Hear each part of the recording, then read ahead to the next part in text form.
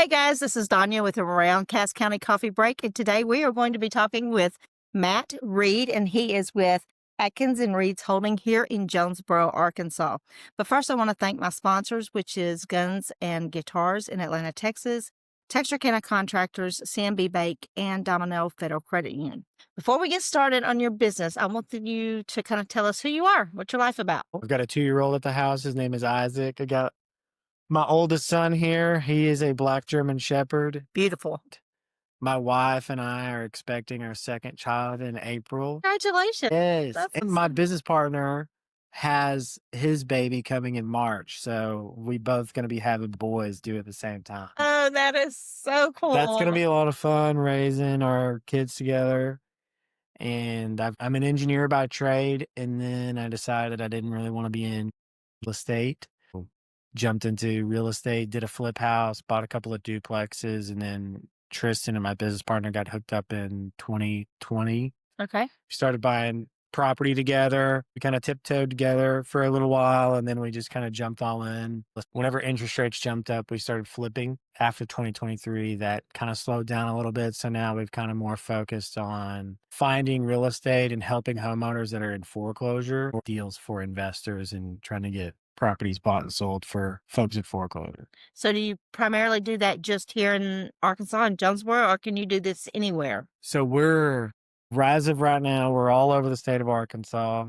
We do stuff in Memphis, Knoxville, and Nashville areas, and then really it could be done anywhere. So we've got a pretty good network of investors. Like, we're in several communities that are all over the country. So, if there's anybody anywhere. So cool. So let me tell you guys just a little bit.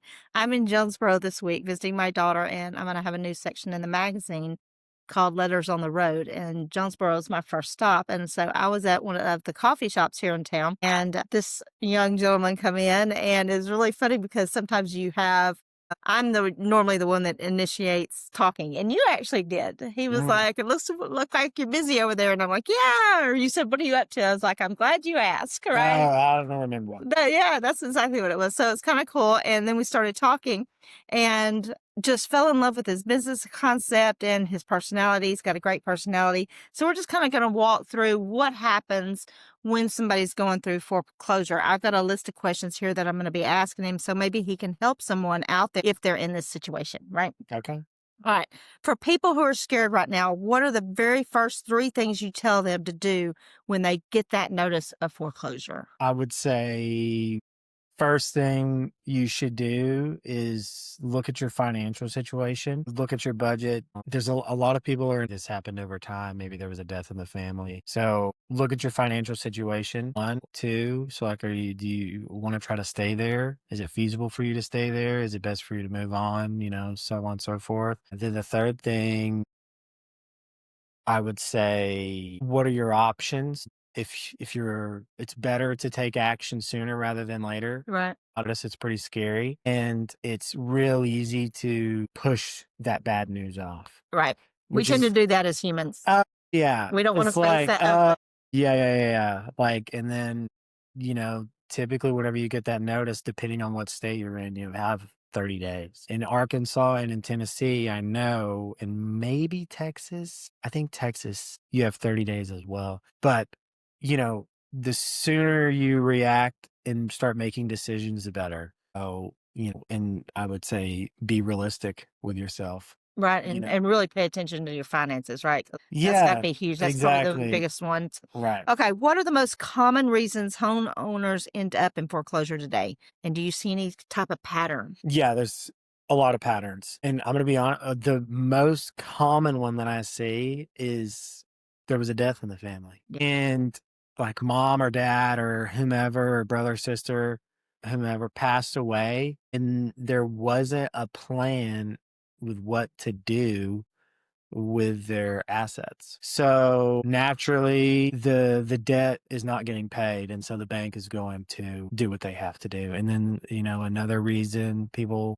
it's or a job loss, like it's typically some sort of stimulus that causes someone to go into foreclosure. And usually it's a pretty big event most of the time, and the family's like, It'll be a big event, and then, every now and again, it's I don't know, like, how mu like, what the statistics are with what causes, and then the other folks are ones that, like, it's happened over time. Like, we're dealing with a couple that it's just kind of happened over time, and I'll tell you right now, the ones that have happened over time are normally the homeowners. I hate to say this, but you wanna try to hold on to your house as long as you can. Like, they say a captain always goes down on his ship. "Ship." Mhm. You know, why do you think that captain's always the last one to jump off that ship? Because he's invested his whole entire life. Everything has gone into that ship.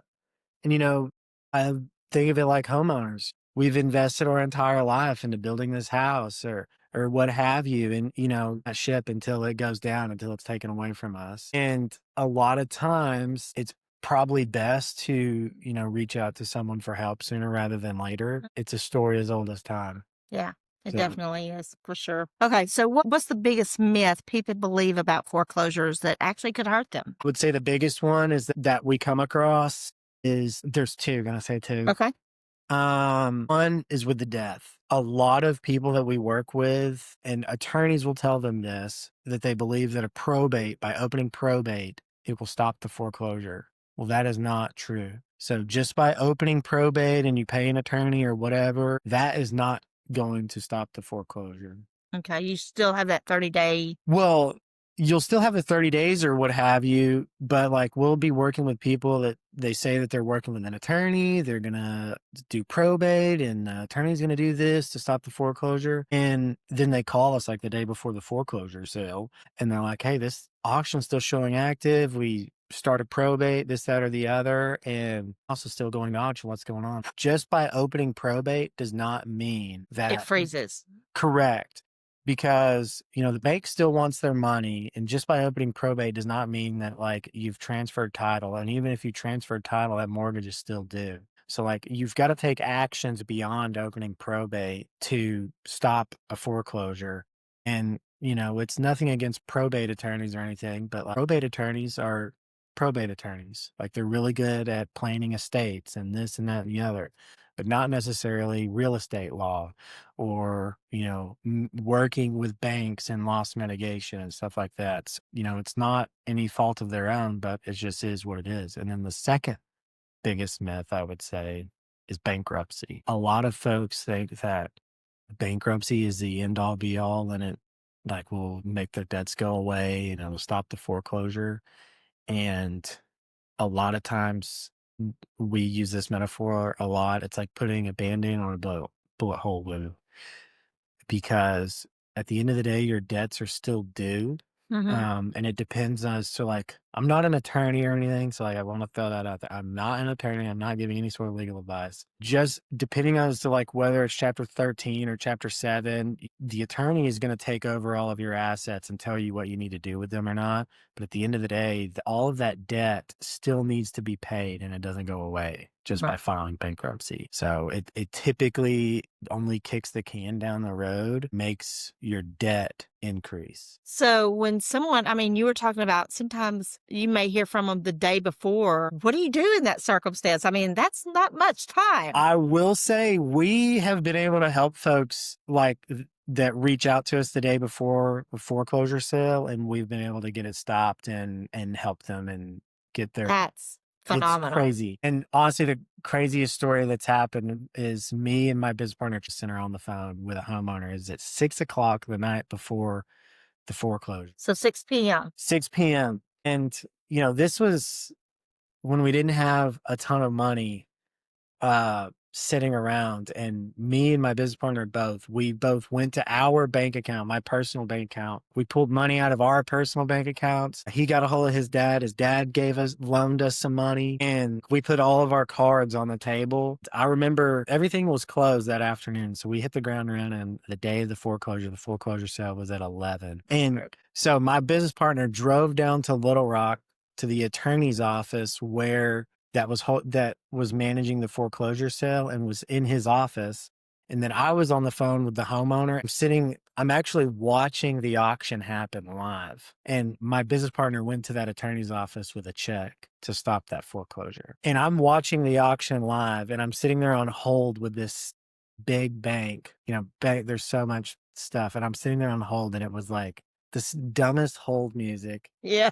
And I'm like, oh my gosh, like this guy, like we're sitting here like grasping at straws and I'm sitting here listening to hold music. Well, we kicked and we screamed with the bank and then Tristan was down there, the attorney kicking and screaming, and they ended up reversing that foreclosure sale for us. Wow. Yeah. So, like, literally within Literally like negative time, like the foreclosure had happened. They sold the property at auction and, we went to fight down there with a check to stop that sale. wow, that is crazy. That's a good one, though. I like that. There's all sorts of crazy stuff that can happen. So if you guys are in a bad pitch, these are the guys you need to come to for sure. Wow, that's nuts. Okay. Can you break down the foreclosure timeline in simple terms? Nothing over our heads or anything like that, but from the first missed payment to the auction. So typically it takes several months, depending on your situation and your relationship with your lender will typically determine the timeline. But the larger banks, you miss a payment and then you miss another payment, you miss another payment. The first thing that's going to happen, and it's typically within 3 or 6 months of the first missed payment, is you're going to have a notice of substitute trustee. And so basically that's where the bank is reaching out to the attorney and they're saying, hey, we're turning this debt over to you. It's your responsibility to collect on this debt. Then after that, the attorney is going to file something at the county that says, hey, I work for Bank of America. We are foreclosing on this property. And so once that gets filed at the county, then it's in Arkansas, Tennessee, and other states, it's typically between the foreclosure sale will be within 30 to 60 days of that date. In other states like California, it could take years. So it's the timeline could be anywhere in between. All right. Texas, I'm pretty sure the laws are very similar to Tennessee and Arkansas. Yeah, more than likely.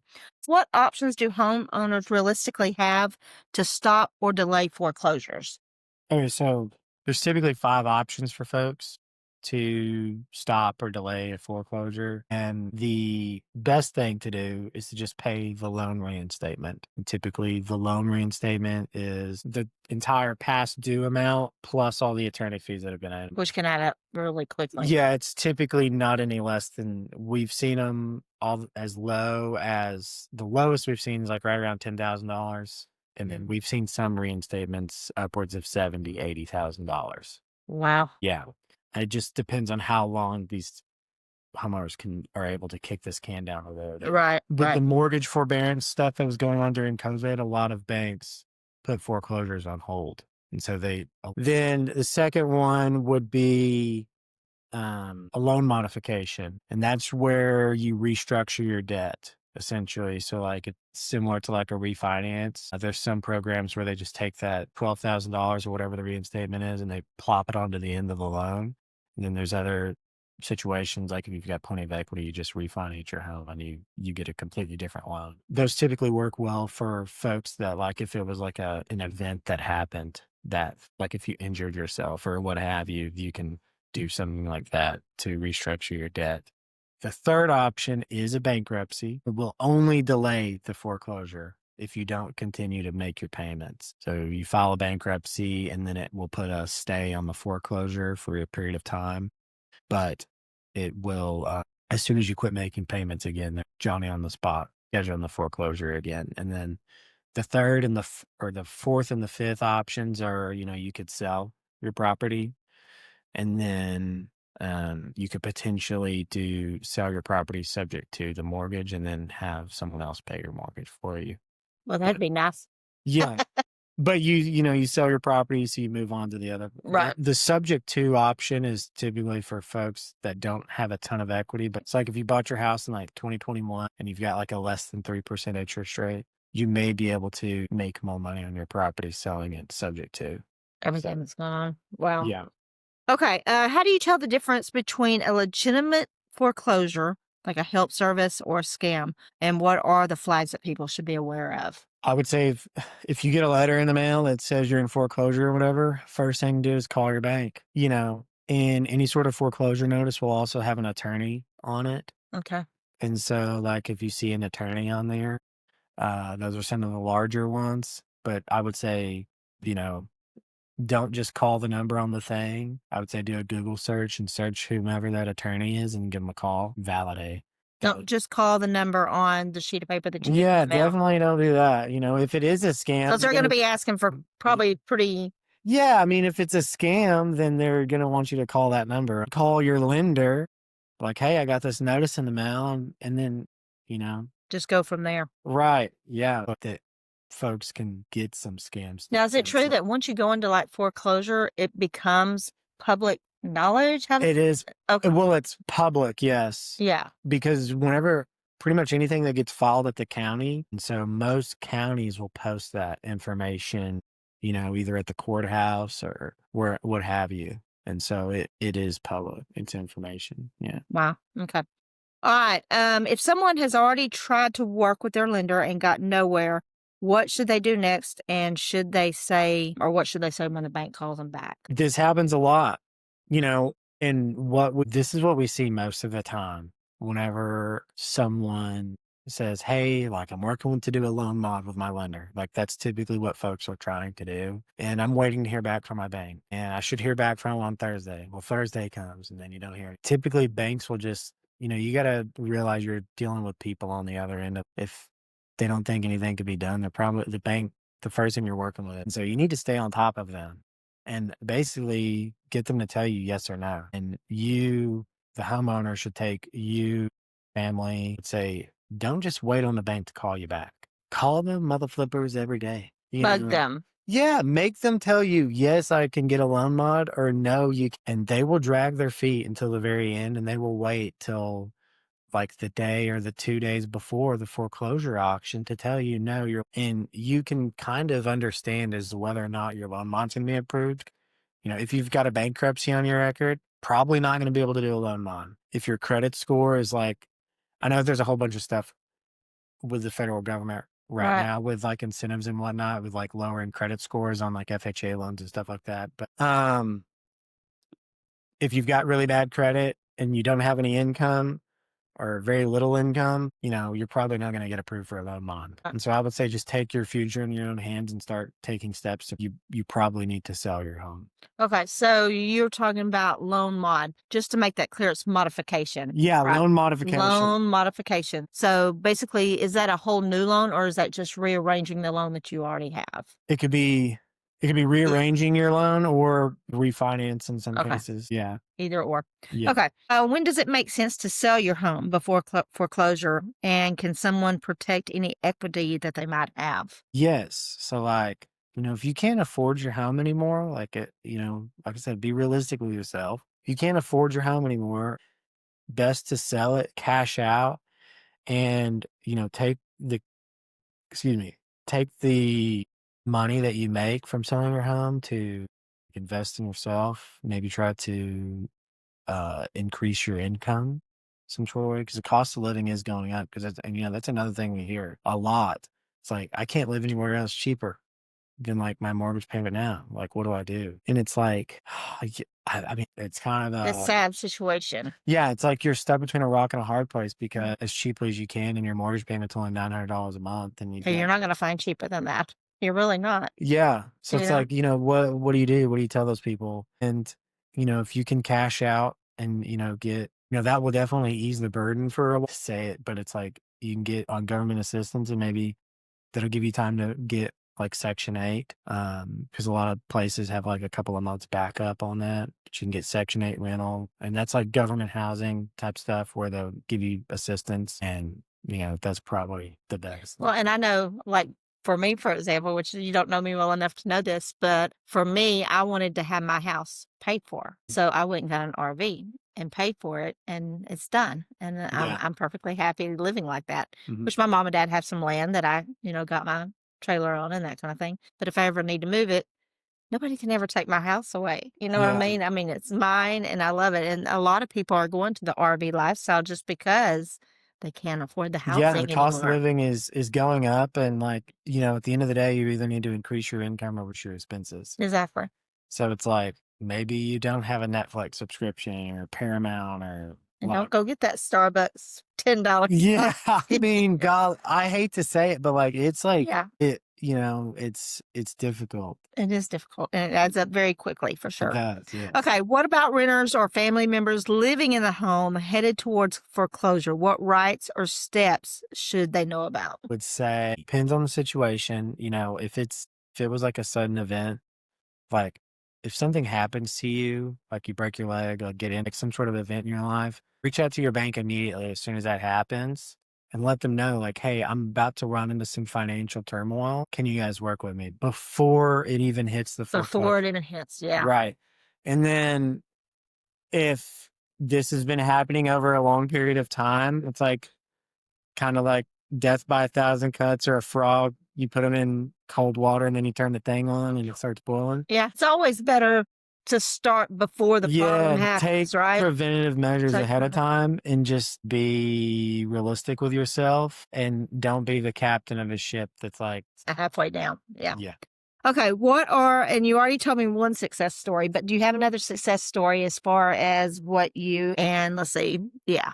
In regards to helping a homeowner, yeah, we've got a couple there. So that particular homeowner, they were able to make over 200 working with us and in Wow. our house. Is this could be a bad situation, but in like if you end up are elderly and you get on like Medicaid or like some sort of government healthcare, and it's one of those things like if you sell your property and make money, the government is going to take that money and they say, hey, we need this so we can pay for your health care and for you to stay in this whatever. But then if you sell your property for less than what it's worth, then it's like you could get audited and say, hey, why'd you sell your property for so much less than what it's worth? And it's like damned if you do, damned if you don't sort of thing. And so a lot of people that end up getting on like government health care and then they get put in the nursing home, the government will only pay they'll either pay for your mortgage or they'll pay for your nursing home. So what happens to a lot of folks is they get put in a nursing home and then now their mortgage isn't getting paid. But then they're like, they can't sell their house because if they make any money on it, they're going to lose their health insurance. And then if they sell it for less than what it's worth, they get majorly penalized. And How come you can't so sell your house for what you wanna sell it for? you can't sell your house, but a lot of people feel trapped because they feel like they can't sell their house. Well, there is a way around it. And basically, if you've got a close family member or someone who's helped take care of you for that period of time, you can work with them to potentially sell them the property and then they can sell it. But you 100% need to get attorneys involved and you need an educated attorney. And if anyone free to reach out to me and we can help you get connected with an attorney or work with us and we can get it all taken care of. That the situation was we were communicating with a daughter and she was telling us the same exact story. And her dad was in a nursing home. They had a ton of equity in their home, like a lot of equity, and they couldn't sell it. They felt trapped, and it ended up being like a week before foreclosure whenever we started talking. And we're like, they've got to be able to sell our house. So like my business partner Tristan, we're like a dog on about it. And we started calling these attorneys, like, how in the hell do we do this? And this one attorney, we ended up paying for him to represent the homeowner, and he got it taken care of for us. We paid the reinstatement and they ended up making like $60,000 off their house. And then we bought it from them. And it was like, we did the transaction before the foreclosure sale. But, we were able to do it legitimately.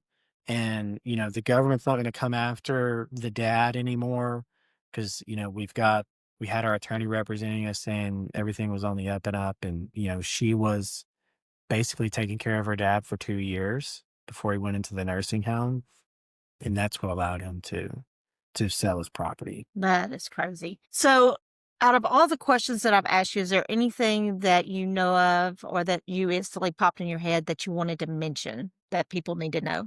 I mean, just So many different things, right? I mean, it l in a world where it seems like peace, Right. whether it's with your family or whenever you're in bed at night, take some deep breaths and try to make good decisions. Yeah. I appreciate the small things like running into someone at Starbucks Yeah. for coffee. It was great. It was great for sure. Okay. One last thing, just out of curiosity, which I already know you're a dog dad, right? Is this the only dog you have, by the way? Yeah. So you always, and me, I always hear these things on TikTok. When a home is, and I may get this totally wrong, so I may be editing this out. But you see that the house, how was it done? The house gets foreclosed on, but there's money in the bank in an account. Do you know what I'm talking about? Yes, surplus funds. What is that? Is that legit? Yes, that is a thing.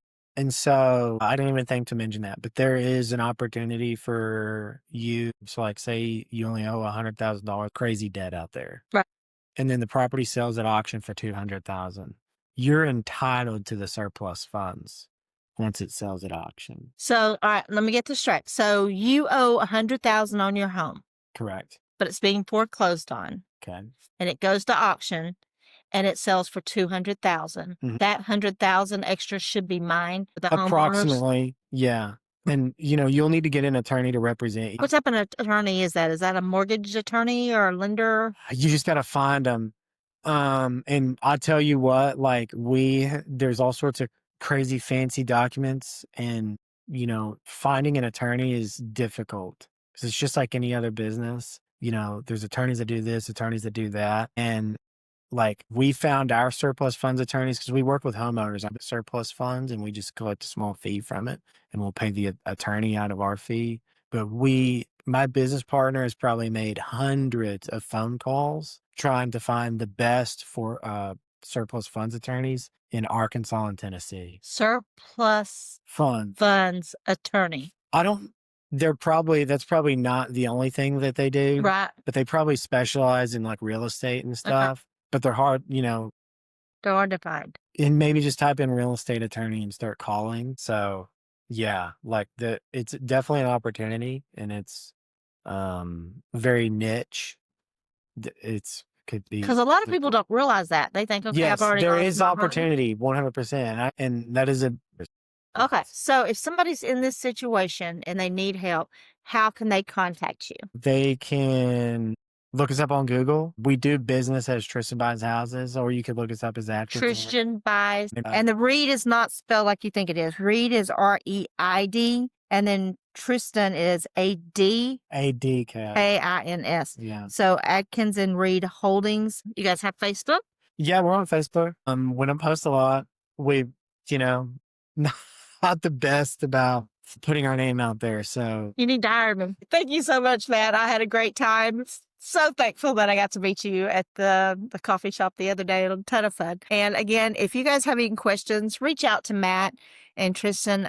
They seem like pretty cool people. So I think. Yeah. And hell, if you need me, just hit me on my cell phone, 51206-4064. Say it again. Say it slower. Okay. 1-206-4064. 64. All right. You guys have a blessed and awesome day, and we'll talk to you soon. Yeah. Bye.